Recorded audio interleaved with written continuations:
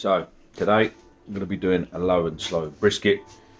Nice big bit of beef that I've got on my Napoleon kettle, 22 inch, snake method with the coals all round. So I'll show you how that's done. There's my brisket. I've coated it up with Texas barbecue seasoning rub. Absolutely coat it in it because this thing's going to be cooking low and slow for hours, so you want as much of that to penetrate, get into the meat, and hopefully we'll get a nice smoke ring and a nice crust on this. Once it's done, you coat both sides, make sure it's well on there, leave it as your coals burn up to temperature, leave it to sit in and set, and yeah.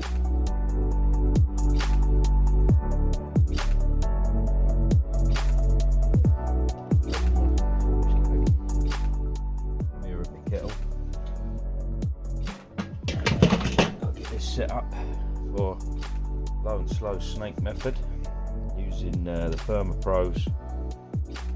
This is a massive help because this is going to tell you what temperature it is on the grate level and the temperature internally for the brisket, so to stop you ruining it, you know. It's very important to keep an eye on that. Here's my snake method. I'm using a mixture of briquettes and lumpwood charcoal. It's just going to move its way around now, and I've got a special bit of oak for this today. It's a 350-year-old oak, come from the forest I was in. That's going to smoke up lovely, delicious. Get it lit.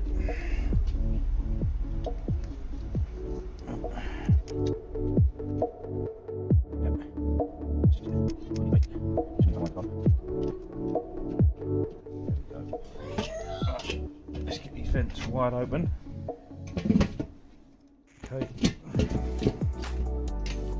That's what we want. Vents wide open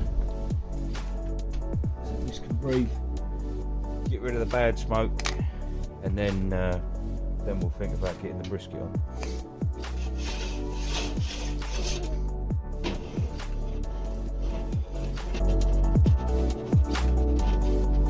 Right, so burners are doing their work. It's going to light them charcoal so they spread all around this way, and on there I've got that nice bit of 300-odd-year-old English oak and a bit of white oak, American white oak, to give this brisket a lovely smoky flavour. And I think it's time to get the Therma pen set up. Barbie's lit, setting our temps right. So got the top one, which is 65 degrees Fahrenheit at the minute. That's the one that's in the meat, and then I'll get the one on the grill grate over there to be that sort of 250-ish temperature, and this will let me know if it goes any higher, so you know you're going to ruin your brisket. Yeah, so you set that, there we go, perfectly set up, smoke coming out there. This thing's coming with me, so let me know if there's anything wrong. Yeah, Bubby? Yeah, cooking that bit of beef in here all day. That's gonna go. So let's get that lid on, and we'll keep an eye on the temps and let that smoke away. That's it. Sorted.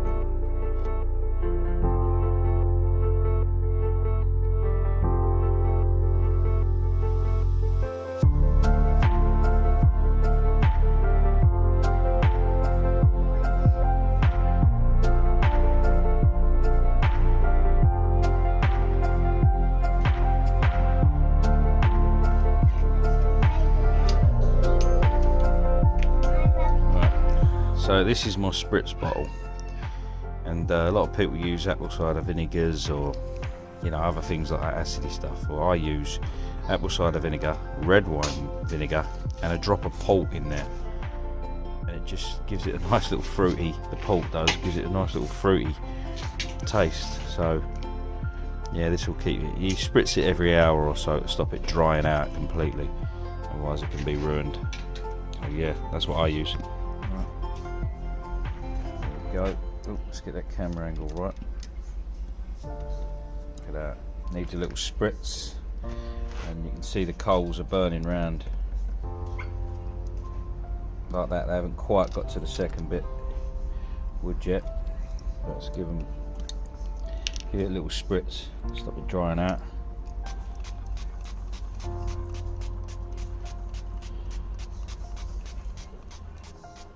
There.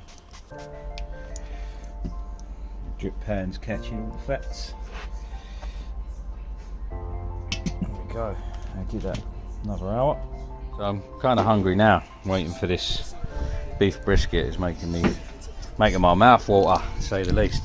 So I'm going to smoke myself some mackerel on my little mini Weber, and this should come out lovely.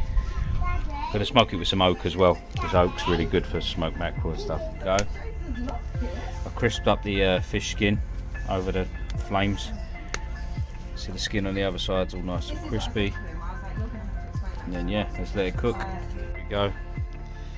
Right off the Weber, oak smoked mackerel. Look how much better that is compared to just on a frying pan or whatever. Looks absolutely delicious. We're now 3 hours into this cook. It's sitting pretty. Oh, look at that. Just look at that. You like my rhino? Hey? Yeah. And let's give it a little spritz, just to stop it drying out too much. I don't want it wrecked. It's sitting pretty. It's coming along. Beautiful. Right. Come to the stall part. This has been on here 4 hours, so it's starting to stall, and this is when we wrap it. So I'm just going to pull it off and get it wrapped. But let's have a look at it first. Look at that. Woo-hoo-hoo. Look at that. Oh man, that looks good. So let's pull it off. There it is. There it is, people. It's looking good. Looking good. So underneath I've got a drip tray for the brisket, and this collects up all the juices, so you don't have to waste any part of it really. I'm just putting it quietly now.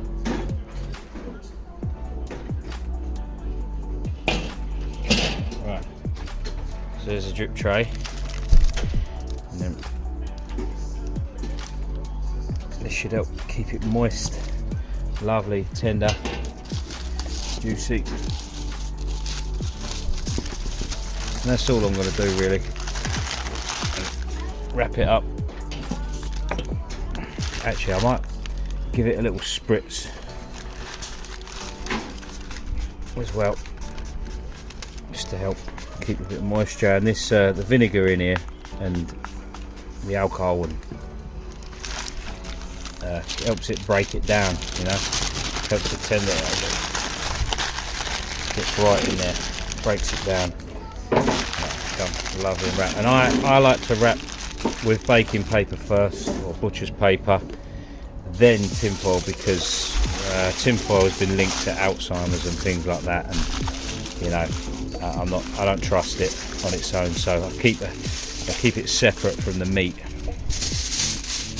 as much as I can to prevent anything like that. You know, don't do no harm either way to wrap it in paper first. But yeah, that's the reason I butcher's paper it first. And there we go, lovely and wrapped, ready to go back on. Another 2-3 hours. So it's going back on. Temperature probe there, keeping me grate consistently the same temperature. So I'll keep an eye on it.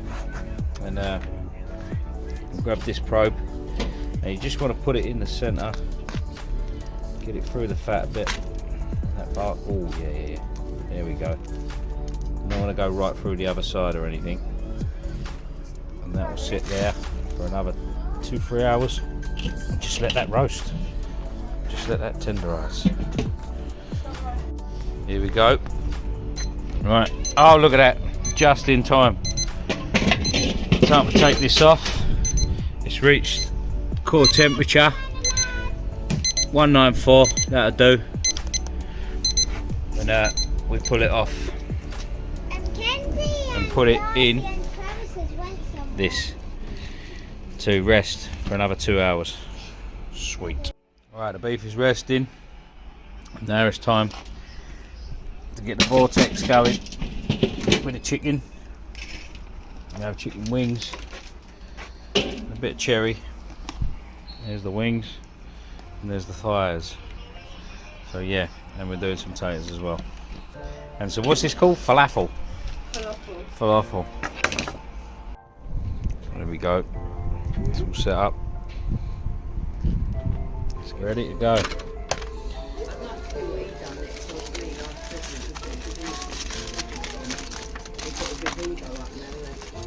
Now it's been rested.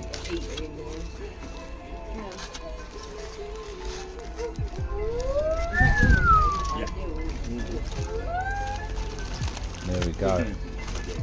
Look at that. Yeah, it's ready to go. Right. Let's cut this moment of truth. Oh man. Let's just fall into it.